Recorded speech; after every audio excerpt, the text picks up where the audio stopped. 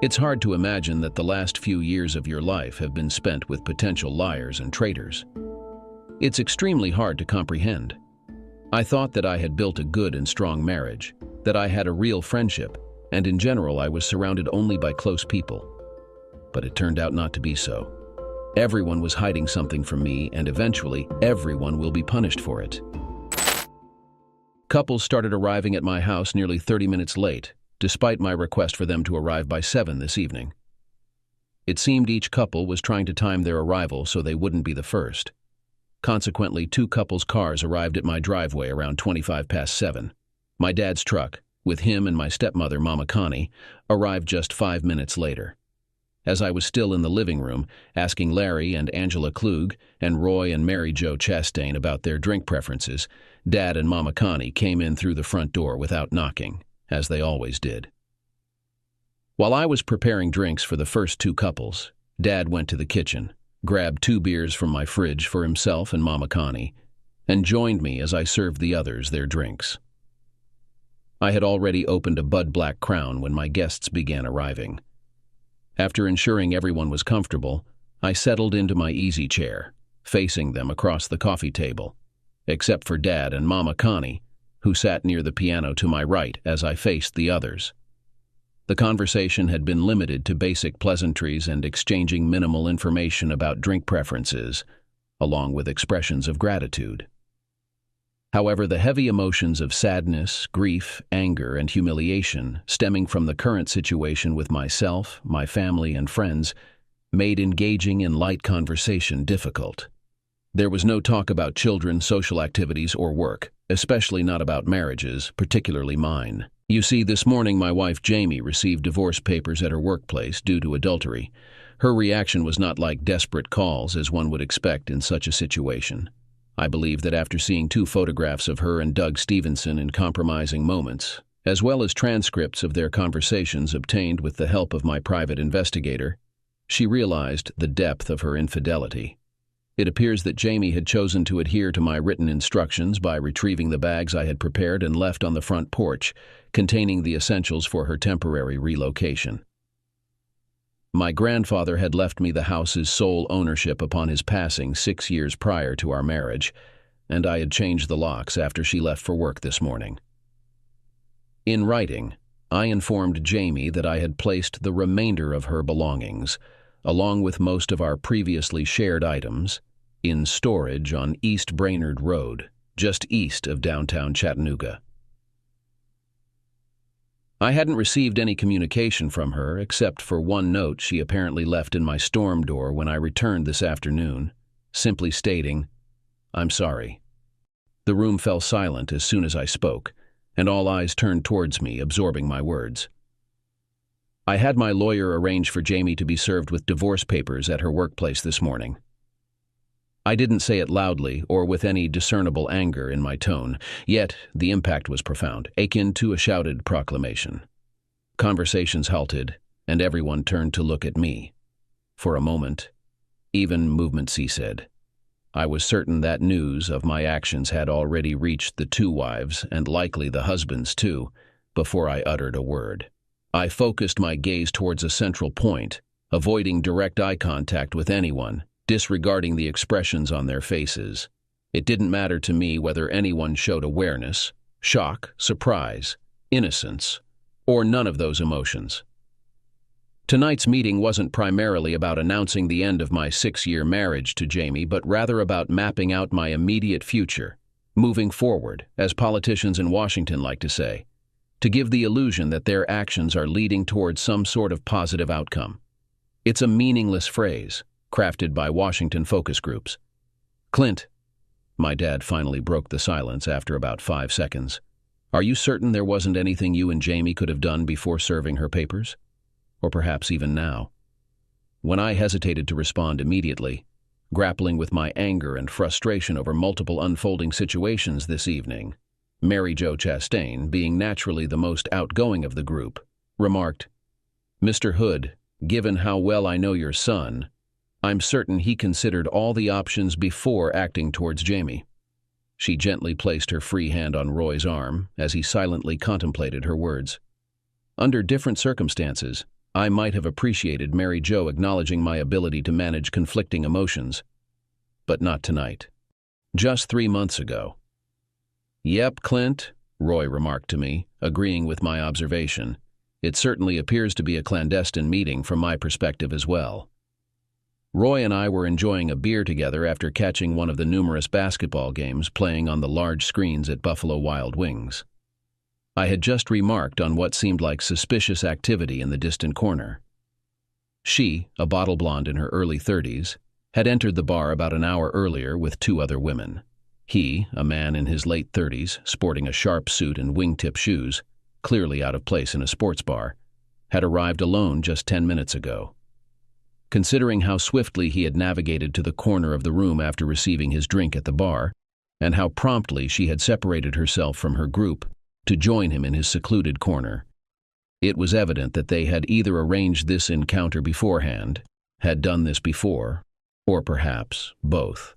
Observing the rings on their respective left hands, it was clear they were married, and other cues strongly suggested they were not married to each other. "Hey, Roy," I inquired, reflecting on the recent changes I had observed in Jaime's affection and interaction with me, which were definitely not for the better. "What would you do if you recognized either one or both of those cheating jerks while out in public like this?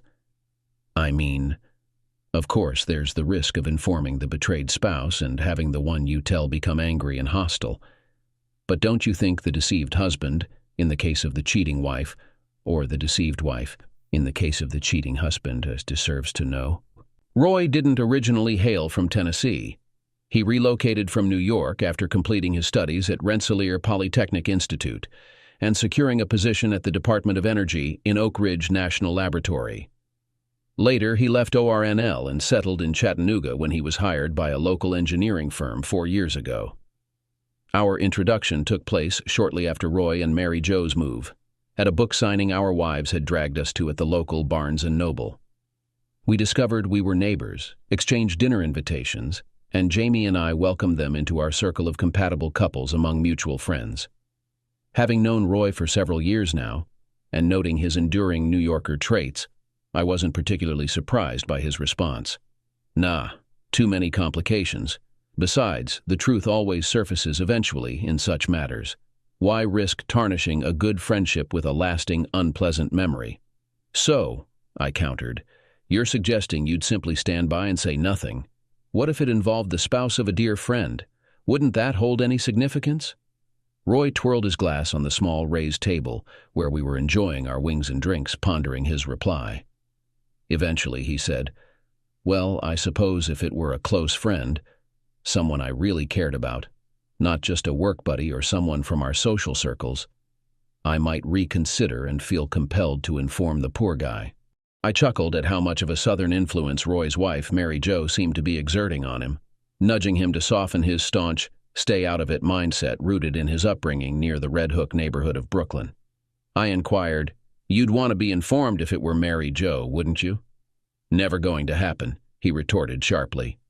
Then he took a swift sip and slammed his glass on the table, displaying his irritation towards me, simply for entertaining the thought that his devoted wife could stray. "Relax, buddy," I reassured. "We're just speculating here, you know. I'm not accusing anyone. I just want to know that my friends would have my back if they ever noticed." I hesitated, then continued. "Jaime, engaging in any inappropriate behavior behind my back." I took a gulp of my beer. "You understand what I'm saying, Verna?" The mention of the old Ernest P. Worrell commercials with Jim Varney prompted Roy to chuckle and soften his previously hostile demeanor towards my words. I laughed along with him, pretending that everything was cheerful and optimistic. But inside, a growing darkness loomed that I couldn't hide much longer. After I revealed my plans to have Jaime serve today and received brief responses from Dad and Mary Jo, silence lingered for a few more moments until I spoke again. "I've also initiated legal action against her unpleasant boss by serving him with papers alleging alienation of affections. In addition, I have ordered another set of documents to be sent to the local vice president of their company regarding non-compliance with the company's policy on inappropriate intimacy between employees who are married to other persons." I took a moment to collect my thoughts before proceeding, ensuring I conveyed everything in the right order. I was determined not to lose my flow or spoil the surprise I had planned. His mood noticeably soured, particularly when presented with evidence from my private investigator, confirming that many of his employees, including some in managerial roles, were aware of my wife's ongoing affair with her supervisor, but chose to remain silent, merely gossiping about it among themselves in the break room. The expression on my face undoubtedly grew darker as my anger mounted, both at the recollection of what had transpired and the extent of collusion among my wife's co-workers in her affair. Sensing the tension, the other couples in my living room wisely stayed quiet, allowing me to vent uninterrupted. Yeah, it's interesting how alienation of affections lawsuits aren't permitted anymore in Tennessee. However, because I had photographic evidence and eyewitness statements confirming that Jamie and that jerk shared a room in Charlotte, North Carolina, during a legitimate business trip 3 months back, the judge in Mecklenburg County, which covers Charlotte, allowed my lawyer to proceed with the case from there. It appears the locals there receive a portion of the legal fees from such suits, regardless of the outcome. Clint, you must really have a strong grudge against that company to go to such lengths for a lawsuit, remarked Larry. Oh, it's deeper than that, my friend, I replied, still seething but realizing that tonight would mark a significant and permanent shift in several relationships. I retrieved a leather-bound folder from the coffee table, extracting a manila envelope from within. After confirming it bore the correct mark, I casually slid it towards Roy across the table. Roy accepted the envelope, exchanging glances with his wife before querying, "What's this, Clint?" "Have a look, Roy," I replied calmly, deliberately keeping my emotions in check to resist the urge to confront him and his disrespectful wife. As he lifted the flap and emptied the contents, his eyes widened, and his mouth hung open as he began to breathe rapidly. "I'm serving you, friends," I said calmly, though I wanted to yell at him. "What? Are you crazy?" Roy exclaimed, attempting to regain his composure. "Roy, dear," Mary Jo interjected, now sitting upright, worried about her husband's reaction to what he was reading. Roy glared at me, too upset to respond to his wife, so I clarified for him. "This is formal notice of my intention to file a lawsuit under North Carolina law for alienation of affections against Mrs. Mary Jo Chastain for, and I quote, malicious conduct that contributed to or caused the loss of affection." Those are the words, and they state that, as a direct and proximate result of the negligent, wrongful, and reckless misconduct and behavior of Mrs. Mary Jo Chastain, the plaintiff, that would be me, has suffered damage to the affection and consortium with my wife. In simpler terms, I continued before the previously confused Mary Jo, now the very angry Mary Jo, could speak. You, Mary Jo, were aware of what was happening, having received a first-hand account from my wife, and chose to conceal it, perhaps even endorse it without informing me. "You despicable person," Mary Jo retorted, now fully composed. "Alienation of affections. Me? I am not her lover. Serve these papers to that man, Doug, she's been involved with." I glared at her, my expression filled with bitterness, and addressed her. "Mary Jo, did you know that Jamie and I had a love before she got involved with Doug?" Mary Jo seemed puzzled by my question, but she nodded, and, always one to speak her mind, replied, "Yes, you two were sickeningly sweet with each other. It was clear you were in love. But—" I cut her off and pressed on. "Has the love Jamie and I shared as spouses been compromised, strained, perhaps even destroyed because of her relationship with that jerk Doug?" Mary Jo sighed and reluctantly admitted, "I suppose so, but—" I continued. "So, did your behavior, by not informing me, along with the direct actions of Doug, by engaging in inappropriate intimate behavior with her, you are contributing to the loss of Jamie and I's affection, or becoming the cause of it? And you were aware, or should have been aware, that Jamie's interaction with Doug would lead to the rift between her and me." "Listen, Clint," Roy interjected, now defending his wife. "You need to face reality here. We've been friends for a couple of years. You're accusing us of being the villains here when it was your wife and her boss who—" Mary Jo, growing agitated, cut off her husband. Regardless, you can't substantiate your claims about any of this, and as you mentioned, there's no law in Tennessee covering this. Ah, I retorted with a deliberately patronizing tone and expression. But, as I mentioned earlier, there's tort law for this in North Carolina. Mary Jo hesitated, gathering her thoughts for her next rebuttal. Before she could respond, I added, "Remember the girls' week in Nag's Head?" I arched my eyebrows as I spoke. Mary Jo paused, her eyes narrowing as she tried to recollect the trip she took with my wife, Jamie, their friend, Angela Klug, who was now seated beside her, and even my own stepmother, Mama Connie. Jamie and I own a timeshare condo in Kissimmee, Florida. Note to self. Need to nudge my lawyer to take care of getting Jamie to take the timeshare in the settlement, since those damn things are otherwise too hard to get rid of normally. We also belong to a timeshare swap consortium that allows us to trade our yearly vacation week unit at our place in Kissimmee for the use of another unit at one of the consortium's member resorts elsewhere in the U.S. Just about 3 months ago, right after she and asshole Doug had begun to do the nasty, Jamie, my wife, had arranged a girls' week at a resort in Duck, North Carolina on the Outer Banks, all of the small communities in that area being referred to collectively by the locals as Nag's Head. Jamie, along with Mary Jo and Angela, had arranged their vacations to allow them to go together. At the 11th hour, I suggested to Jamie that she bring my stepmother along, hoping for some additional adult supervision. I was increasingly worried about Jamie's behavior and her inappropriate relationship with her boss. The private investigator had already been on the case for at least 2 weeks by then, and I was anxious about Jamie's behavior when she was away from me for a week, even with her peers. Mama Connie, who doesn't have a job outside her and Dad's home, agreed readily to accompany the younger women. "What about Nag's Head?" Mary Jo inquired. Instead of directly responding to her, I lifted my hand, holding the remote control for our cutting-edge stereo entertainment system. With a single click, I conveyed the information I'd acquired from my private investigator, complete with authentic audio accompaniment.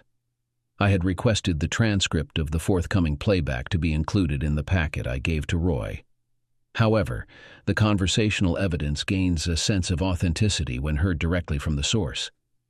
I prefaced the forthcoming audio with, "This recording was captured from the neighboring vacation condo's patio, separated by a privacy fence, using a high-quality parabolic microphone." The recording then played the sounds of the seashore, passing cars and occasional noises from children at the pool in the adjacent condo. Mary Jo, you're not really engaging in that behavior, are you? I thought you and Clint were, well, solid. Jamie, oh, we are. It's just that being with Doug feels exhilarating and naughty. I know it's temporary.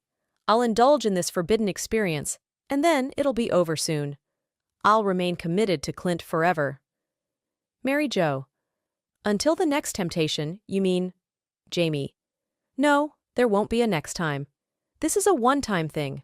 Trust me, girlfriend. Once I end it with Doug, or he ends it first, that's it.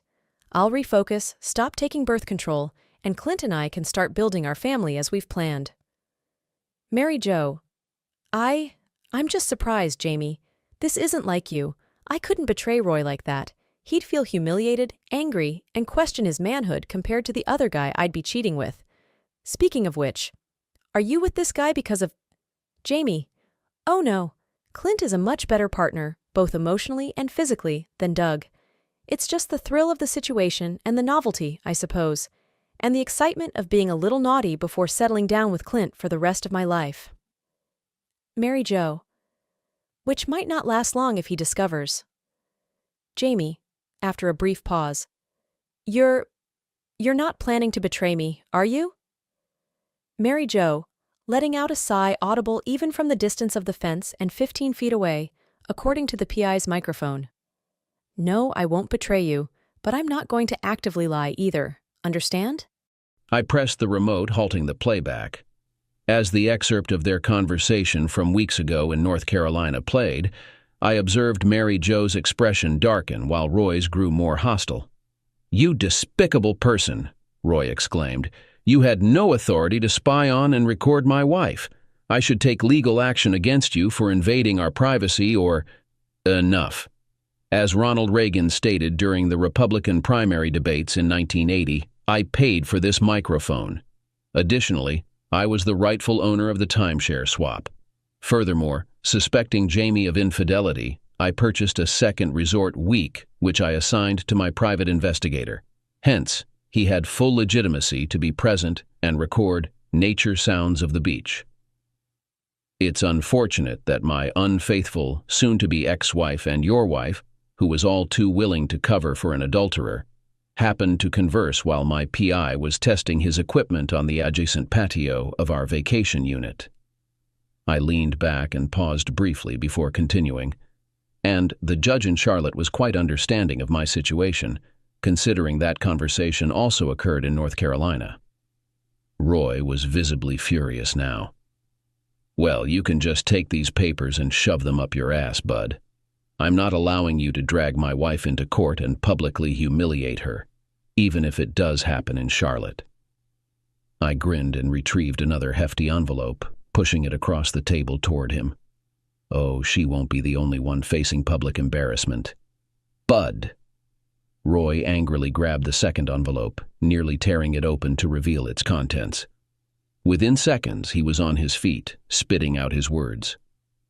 You son of a bitch, you must be out of your mind. You've been served too, fool, I replied as calmly as I could, though my anger towards Roy and his involvement in the situation was boiling beneath the surface, something he was about to discover. What do you mean by intentional infliction of emotional distress? Roy yelled. I grinned at him and remarked, essentially, in states where alienation of affections lawsuits aren't permitted, they often allow for legal action under intentional infliction of emotional distress, IIED laws, and Tennessee is among them. This is where I take legal action against you for what's termed as outrageous conduct with the intent to cause or reckless disregard for the likelihood of causing emotional distress to the plaintiff. That's me. And that the plaintiff suffers severe or extreme emotional distress, and that the defendant's outrageous conduct is the actual and proximate cause of the emotional distress, you being the defendant, you jerk. Emotional distress encompasses mental suffering, anguish, and all other highly unpleasant mental responses, including fear, nervousness, grief, anxiety, worry, embarrassment, shock, humiliation, and indignity, as well as physical pain. Trust me, my lawyer and I have thoroughly reviewed this, and I've studied it extensively.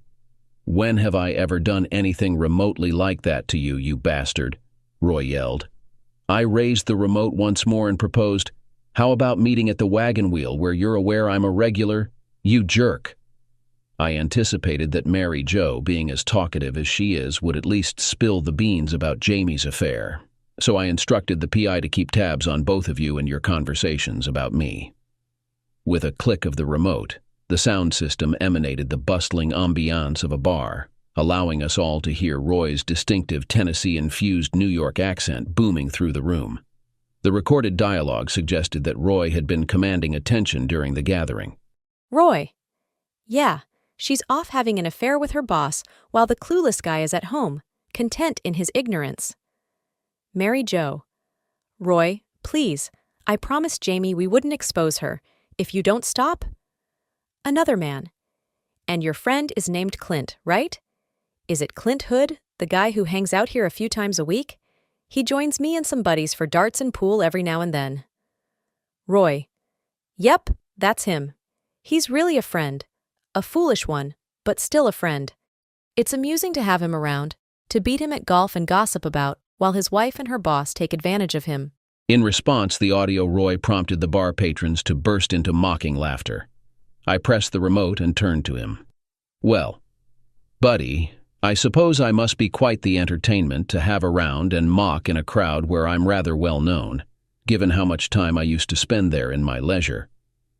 Well, I used to. Now, thanks to Jamie's actions and your big mouth, I'll have to find a new spot to hang out where I can enjoy a beer, some pool, and darts, alongside any new friends I might come across after I take legal action against you and sever ties as a friend. Oh, that's right, I added with a sardonic grin. I've already taken care of that. I presented another document unenclosed.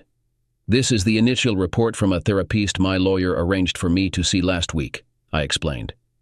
It asserts quite conclusively that I'm experiencing emotional distress in various forms: mental anguish, grief, anxiety, humiliation, and indignity, all contributing to the onset of acid reflux, which serves as evidence of the deterioration of my physical health. Roy and Mary Jo stood up, visibly angry and embarrassed, but said nothing. Speaking quietly to them, I added, "Feel free to leave, and I'll see you in court." Roy, still trembling with anger, watched as Mary Jo collected the documents they had been given. She gently touched his elbow, and they exchanged a look. She mouthed, "Let's go," and they headed for the door. Roy exited first, and Mary Jo glanced back before following. I caught her murmuring softly, "I'm sorry," just before the storm door closed quietly behind her. Several weeks earlier, thwack. The effortless swing and graceful follow-through of Larry Klug always left me envious whenever he gripped a driver. His consistently powerful tee shots often compensated for his subpar wedge play and other shortcomings in his short game, allowing him to typically dominate our rounds on the course. We were at the driving range, both taking swings at a bucket of balls while engaging in light-hearted conversation. At this juncture in my life, I was yearning for the companionship of friends and some form of diversionary chatter and activity. Larry and I first crossed paths more than 10 years ago during our college days at UT Chattanooga, where we shared a few classes. Despite maintaining a decent relationship since then, it wasn't until we both joined the same country club shortly before his marriage to Angela that we truly bonded. After receiving an invitation to their wedding, I reciprocated a year later by inviting them to ours when Jamie and I tied the knot. Since then, our friendship has deepened to the point where they've become one of our favorite couples to spend time with, sharing life's experiences and relaxing together. As he glanced up to watch his ball soar toward the 300-yard marker, he muttered, "I'd dump the woman and metaphorically burn her at the stake." Fair enough, but how do you deal with the fact that, despite her being unfaithful, deceitful, and dishonest, someone you've invested years of love into, which doesn't just vanish overnight or even over months or possibly years? I was navigating my emotions here, having already come to terms with Jamie's infidelity and the impending end of our marriage. But, despite my anger towards God, as painful as it was, I still felt hurt. I had truly loved Jamie with all my heart, and to be honest, I still do, even after her infidelity. I just needed to seek the perspectives of other people whom I trusted so that I could make the necessary decisions without feeling so isolated, I suppose. "Simple," Larry responded as he set another golf ball on the tee next to mine. He stood up to speak to me before addressing the ball and continued, "Well, maybe not quite so simple. The poor guy might continue loving her to some extent for the rest of his life. But the wise man follows one of the fundamental economic principles. Never attempt to recover a sunk cost or invest more resources into a failing endeavor with the hope of returning to the initial state. It just doesn't happen." Pausing before swinging his driver, Larry inquired, "Why the sudden interest in unfaithful partners? You're not—" "No," I responded quickly. "I just—" And then I fabricated, "Heard rumors about a colleague at my workplace, that his wife might be having an affair with someone named Jody, and I was just pondering what advice to give him if he were to seek my opinion on it. So, I'm consulting a few friends to gather their thoughts as I figure out my own stance. That is, if I choose to say anything at all." This explanation seemed to calm Larry. He simply nodded and focused on his golf shot. Then he executed another one of those flawless drives that filled me with envy. Larry cast a sympathetic glance my way as we all listened to Roy and Mary Jo's car starting outside at the top of the sloping driveway leading down to my house. Angela remained quiet, her gaze fixed on the center of the coffee table. The glasses left on the table had gathered condensation, causing droplets to form around the coasters, though they remained safely on the polished wood surface. Memories flooded back of Jamie's fussing whenever moisture spots appeared on the furniture. Mama Connie softly inquired if Dad wanted another beer, to which he declined with a shake of his head, offering me his own sympathetic look. The silence was broken by Angela's voice, addressing me directly. "So, Clint, you're not just divorcing your wife. You're divorcing your friends too?" Her tone wasn't outright accusatory, but it certainly lacked the support one might expect. "Angela, you and Larry are Catholics, correct?" I inquired, catching them off guard with the seemingly unrelated question. "Yeah, but what's that got to do with—" Larry started, his expression mildly confused. "Are you familiar with the Catholic concept of excommunication?" I asked. "Yeah, it's when the church excludes you." Larry began to explain. "No," I interrupted. "I may be just a Methodist, but even I understand that according to the Catholic Church, a member essentially excommunicates themselves by voluntarily abstaining from actions, thoughts, and practices that would typically maintain their full communion with the rest of the Catholic faith community." I leaned forward as I continued speaking. Official excommunication by the church essentially amounts to publicly acknowledging that the individual in question has willingly distanced themselves from complete communion with the church from the outset. Drawing a parallel to divorce proceedings, I went on, redirecting the analogy to our current situation, the court simply formalizes and publicly acknowledges that one or both parties have already disengaged from full participation in the marriage. In my legal actions against Roy and Mary Jo, I clarified, I am merely seeking formal recognition from the courts, and ideally as publicly and embarrassingly as possible for those two individuals, that they voluntarily severed ties with my friendship through their actions, both their direct involvement and their intentional negligence in addressing the circumstances that led to my divorce from Jamie. The rest remained silent for a moment, processing the information I had just outlined in my mind. The quiet was interrupted by the rustle of the next large envelope I threw onto the coffee table. Larry glanced up, catching the sorrow in my expression as our eyes met. His brow furrowed, a puzzled expression forming until he followed my gaze toward Angela, noticing the tension in my mouth. Angela's expression shifted suddenly to one of fear as she darted her eyes between me and Larry, silently pleading. It seemed she had an inkling of what might be contained in that ominous envelope. "Are you divorcing us as well, Clint?" Larry asked sadly, his gaze shifting between the envelope, Angela, and then back to me.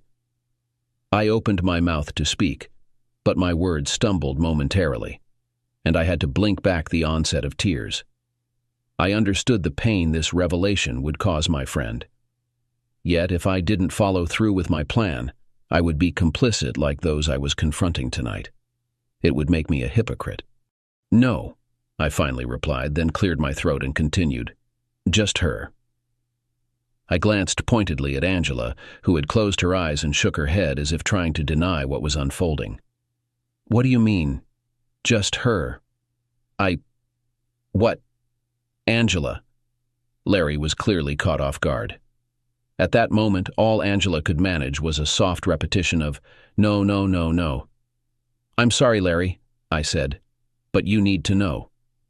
With that, I pressed the remote to play the next recording in line. The sound of waves and the occasional seagull, followed by the sliding patio door closing, presumably to keep the air conditioning in and the mosquitoes out. Angela. Hey, girlfriend. Why are you sitting out here all alone on such a beautiful evening, reflecting on how much you miss Clint? Pause. Or how much you miss Doug? Jamie. Shut up, girl. Sound of patio chairs sliding. I was just contemplating whether I made a huge mistake by confirming Mary Jo's suspicions about Doug and me. Angela. You mean you admitted it to her? Jamie. Well, I just acknowledged it when she asked. She seemed to already have it all figured out. But she promised not to spill the beans. Angela, after a very audible snort. Yeah, right. Knowing Mary Jo's tendency to gossip, she'll probably spill it to Roy right away. And as for Roy, Jamie, if that happens, I hope Roy sticks to the man code. Angela. Man code? What do you mean? Jamie. Roy won't tell Clint the truth to prevent Clint from hating him for delivering bad news. Angela. I hope your prediction is accurate. Pause. By the way, I haven't shared this with anyone else since you first confided in me about it, when you and Doug first got together. Jamie. I appreciate that, girlfriend, although I suspect part of your motivation in assisting me is repayment for my support when your situation almost spiraled out of control. Angela. Oh, Jamie, trust me when I say I'm genuinely thankful for your help at the New Year's event at the country club. I don't typically drink that much, and if you hadn't assisted me in cleaning up after you found Javier and me behind the pro shop that night, Larry would have surely divorced me. He might have even uncovered the fact that Javier, as the club's CEO, had been arranging our meetings in the club's guest bungalows for almost a year. I switched off the recording, the background filled with the chirping of crickets and the croaking of bullfrogs for the next 15 seconds. Then came the sound of Angela's breathing, growing heavier and louder as she neared the brink of breaking into sobs.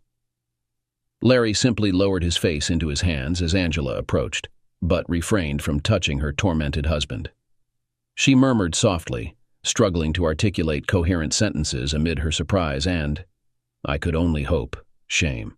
No, Larry. It's not, her words faltered.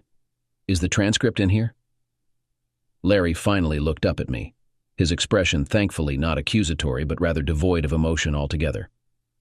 Yeah, I replied softly, along with a CDR containing the audio and a signed affidavit from my PI confirming its authenticity. Thank you, Clint, Larry said at last, offering a brief glance at his wife before rising and extending his hand to me. You're a true friend for letting me know. Don't worry about me being angry at the messenger. Let's go home, Angela. You'll need some time to pack, Larry said as he headed towards the door, seemingly unconcerned about whether his current wife would follow. Angela glanced at me. Her anguish over the impending loss of her husband mingled with fierce anger directed at me. Are you satisfied, asshole? She spat before turning to follow Larry out. I doubted she heard me when I softly replied, No, not really. The previous week. If she's being that obvious about it, then I suppose the best course of action is to end the relationship while you're still young enough to start fresh once things settle down for you. I had just outlined my plan to divorce Jamie to Dad and Mama Connie, swearing them to secrecy until Jamie could be formally served. Assuring them that my private investigator had provided more than enough evidence to support my case, I explained that I intended to serve her with divorce papers the following week and have her moved out of my house as soon as possible thereafter. I thanked God for Granddad's foresight in leaving the house solely to me before I had married Jamie. I was only halfway through deciding what to do about our former so-called friends, so I refrained from informing my parents about that part. Reflecting on the past, I realized that Mama Connie proved to be a great companion for Dad following Mom's tragic death due to a drunk driver when I was just 4 years old. Mama Connie herself had experienced loss, having lost her first husband in Operation Desert Storm in the 90s. She and Dad crossed paths at a charity dinner, and their relationship blossomed over a year and a half before they decided to marry. It's quite surreal to think about being the best man at a wedding when you're not even 7 years old yet. Dad and I often chuckled at the photos from his and Mama Connie's wedding album, especially the one where there's a noticeable gap in the line of heads among the wedding party, which included me. Are you certain you two can't navigate through these regrettable circumstances, Clint, honey? Mama Connie asked with genuine concern. Being unable to conceive children herself, and with me being her only child, I suppose she was desperately hoping to keep Jamie and me together long enough to fulfill one of her deepest desires in life, to have grandchildren who could help fill the void left by not having her own children. Regrettable circumstances, I pondered. What exactly was she referring to? I had just informed her that Jamie had been having an affair with her boss for months. That wasn't regrettable, it was intentionally disgraceful. I'm sorry, Mama Connie, I replied as tactfully as possible. If it had only been a harmless flirtation without becoming physical, and if she hadn't gone to such lengths, not just to conceal it from me, but to enlist others to help cover up her infidelity. No, we're finished. I'm sorry. Mama Connie rose to assist in tidying the living room, collecting the glasses left behind by my former close friends. She wiped down the coasters and neatly stacked them before heading back to the kitchen. As she departed, Dad mustered the energy to address me with what he had been meaning to say. "Well, son, you're certainly severing ties here. You've filed for divorce from Jemay, served 2 of your friends with lawsuits for alienation of affections, and 1 for AITA. Have I covered everything?" I understand that he intended to convey facts with a hint of humor, aiming to boost my morale. He likely believed he had imparted enough survival skills to me, both in the wilderness during my youth and emotionally through his guidance as I grew older. The assurance in his expression suggested he was confident things would resolve positively. That's likely why he paled and nearly dropped his beer when I handed him my final envelope, saying, "Almost." It was now fully dark outside, with the beacon light atop Lookout Mountain flickering in the distance, accompanied by the distant glow of the city on the horizon. Reaching the top of the driveway, I headed towards my truck, intending to find a new bar to spend some time in, away from home, and enjoy a couple of beers. Glancing back at the house, I peered through the front picture window.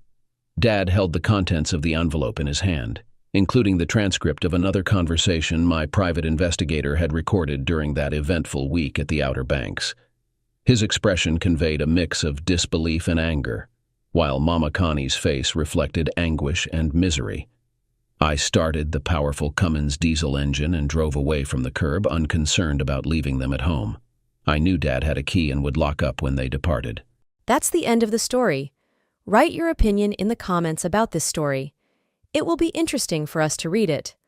Also, do not forget to like and subscribe to our channel so as not to miss new, equally interesting and exciting stories. Good luck!